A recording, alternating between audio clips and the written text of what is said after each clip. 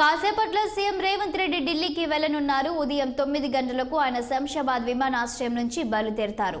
ఢిల్లీ అధిష్టాన పెద్దలతో సమావేశం కానున్నారు. సోమవారం జరిగిన పొలిటికల్ ఎఫైర్స్ కమిటీ భేటీలో తీసుకున్న నిర్ణయాలతో పాటు కీలక అంశమైన మంత్రివర్గ విస్తరణపై హైకమాండ్తో చర్చించబోతున్నారు.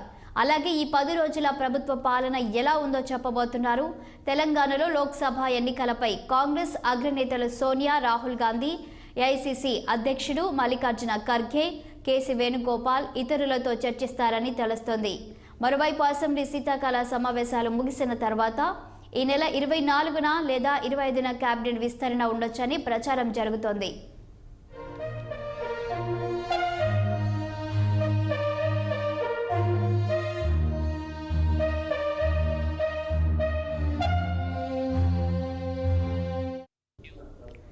కాసేపట్లో సీఎం రేవంత్ రెడ్డి ఢిల్లీకి వెళ్లనున్నారు. ఉదయం 9 గంటలకు ఆయన శంషాబాద్ విమానాశ్రయం నుంచి బయలుదేరతారు. ఢిల్లీ అధిష్టాన పెద్దలతో సమావేశం కానున్నారు. సోమవారం జరిగిన పొలిటికల్ ఎఫైర్స్ కమిటీ భేటీలో తీసుకున్న నిర్ణయాలతో పాటు కీలక అంశమైన మంత్రివర్గ విస్తరణపై హైకమాండ్తో చర్చించబోతున్నారు. అలాగే ఈ 10 రోజుల ప్రభుత్వ పాలన ఎలా ఉందో చెప్పబోతున్నారు. తెలంగాణలో లోక్సభ ఎన్నికలపై కాంగ్రెస్ అగ్రనేతలు సోనియా, రాహుల్ గాంధీ, ఏఐసీసీ అధ్యక్షుడు మల్లికార్జున ఖర్గే, కేసీ వేణుగోపాల్ ఇతరులతో చర్చిస్తారని తెలుస్తోంది.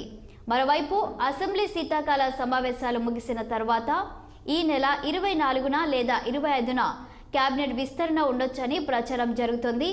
ఇదే అంశంపై మరింత సమాచారం మా political bureau chief Ram phone లైన్లో అందిస్తారు. రామ్, చెప్పండి, సీఎం ఢిల్లీలో ఎవరెవరిని కలవనున్నారు? కాంగ్రెస్ పెద్దలతో ఏ అంశాలపై చర్చించే అవకాశం ఉంది?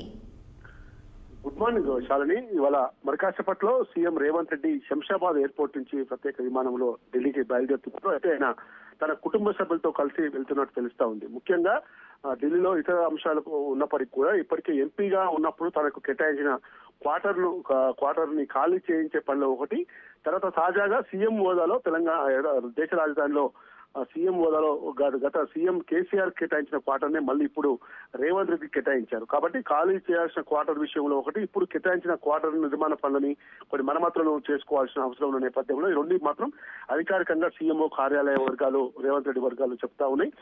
దాంతో పాటు నిన్న ఏదైతే గాంధీ భవన్ లో పొలిటికల్ అఫైర్స్ కమిటీ వాళ్ళ పార్టీ రాష్ట్ర ఇన్ఛార్జ్ మాణిక్రావు ఠాక్రే అధ్యక్షతన సమావేశం జరిగింది. అందులో కొన్ని కీలక నిర్ణయాలు తీసుకున్నారు. దాంతో పాటు ముఖ్యంగా ఎమ్మెల్సీల భర్తీ ఒకటి, నామినేటెడ్ పోస్టుల ప్రక్రియ ఒకటి, తర్వాత సోనియా గాంధీ తెలంగాణ నుంచి సోనియా గాంధీ పోటీ చేయాలని, లేదంటే ప్రియాంక గాంధీ పోటీ చేయాలని చెప్పి పలు కీలక నిర్ణయాలు తీసుకున్నారు. అయితే ఇప్పటికే కేవలం ముఖ్యమంత్రితో పాటు 12 మంది సభ్యులతో మాత్రమే మంత్రివర్గ కూర్పు ఉంది. ఇంకా ఆరుగురిని మంత్రివర్గం కూర్పు చేయాలి. అయితే ఈ ఆరుగురిని కూడా ఎవరు నిర్ణయిస్తారు ఏంటనేది పార్టీ హైకమాండ్ తో కూడా చర్చించే అవకాశం ఉంది. ముఖ్యంగా లోక్సభ ఎన్నికలు సమీపిస్తున్న తరుణంలో రాష్ట్రంలో ఇంకా పార్టీ కార్యక్రమాలను వేగవంతం చేయాల్సిన పరిస్థితి ఏంటి, ప్రభుత్వానికి పార్టీకి మధ్య సమన్వయం ఉండే విధంగా అధిష్టాన పెద్ద సూచనలు కూడా తీసుకునే అవకాశం ఉంది. ఈ 10 రోజుల పాటు నిన్న జరిగిన అసెంబ్లీ సమావేశాలు, తర్వాత ఈ 10 రోజులతో ఈ నెల 9వ తేదీ నుంచి ప్రభుత్వం చేస్తున్న కార్యక్రమాలను కూడా అధిష్టాన పెద్దలకు వివరించే అవకాశం ఉంది. ఏదేమైనా రాజకీయ పరమైన అంశాలతో పాటు రాష్ట్రంలో పాలనా అంశాలు, తర్వాత ఇప్పటికే బీఆర్ఎస్ ప్రభుత్వంపై అసెంబ్లీలో ఎండగడుతున్న తీర్పు 20-21 తేదీల్లో కూడా బీఆర్ఎస్ ప్రభుత్వ వైఫల్యాన్ని ఎండగట్టేందుకు శ్వేతపత్రం విడుదల, ఇలాంటి పవర్ పాయింట్ ప్రజెంటేషన్ లాంటి కార్యక్రమాలు చేపడుతున్న తరుణంలో ఈ భేటీ చాలా కీలకంగా ఉంది. శాలిని, రామ్, అదేవిధంగా ఇక మంత్రివర్గ విస్తరణ అంశంపై కూడా ఏం చర్చించబోతున్నారు? ఇంకా మన గ్రేటర్ హైదరాబాద్ లో కూడా ఇంకా ఎవరిని నియమించలేదు కదా, దీనిపై ఏమన్నా చర్చించే అవకాశం ఉందా? అంటే అన్ని అంశాలతో పాటు మంత్రివర్గ విస్తరణ మాత్రం ఇంకా 6 మంత్రుల్ని క్యాబినెట్ తీసుకోవాల్సిన అవసరం ఉంది. ఈ నేపథ్యంలోనే గ్రేటర్ హైదరాబాద్ పరిధిలో కానీ ఇంకా రంగారెడ్డి జిల్లాలో కానీ మంత్రివర్గంలోకి ఇంకెవరు తీసుకోలేదు. హైదరాబాద్ లో ఇప్పటికే బీఆర్ఎస్ పార్టీ ఏ ఒక్క సీటు కూడా గెలవలేదు. అయితే ఎమ్మెల్సీలు చేసి ఎమ్మెల్సీలుగా ప్రకటించాలి, ఎమ్మెల్సీలు ప్రకటించిన తర్వాత మంత్రివర్గం తీసుకుంటారా, ముందే ప్రకటించిన తర్వాత ఎమ్మెల్సీలను చేస్తారా? అయితే ఒకవైపు గత ఎన్నికల్లో పోటీ చేసి ఓడిపోయిన ఎమ్మెల్యే క్యాండిడేట్ మాత్రం ప్రాధాన్యం ఉండకపోవచ్చు. కొత్తగా పార్టీ కోసం మొదటి నుంచి కష్టపడి సీనియర్స్ ఎవరున్నారు వాళ్ళని తీసుకుంటారని చెప్పి చర్చ జరుగుతా ఉంది. అదేవిధంగా షబ్బీర్ అలీ నిజామాబాద్ జిల్లా నుంచి రేవంత్ రెడ్డికి మొదటి నుంచి కూడా అత్యంత అనుచరుడిగా అత్యంత తన ఆప్యాయతతో పనిచేస్తున్న వ్యక్తి, మాజీ మంత్రి, సీనియర్ నేత, ఆయన కూడా మంత్రివర్గం తీసుకునే అవకాశం ఉందా?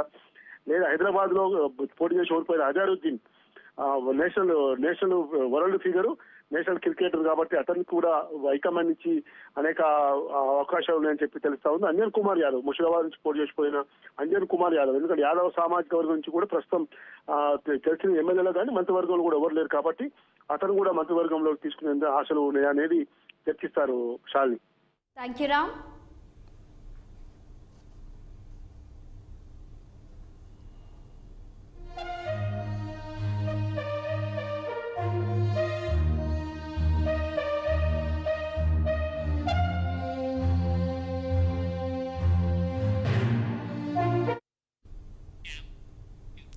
సిపిఐ జాతీయ నేత నారాయణ తన కామెంట్లపై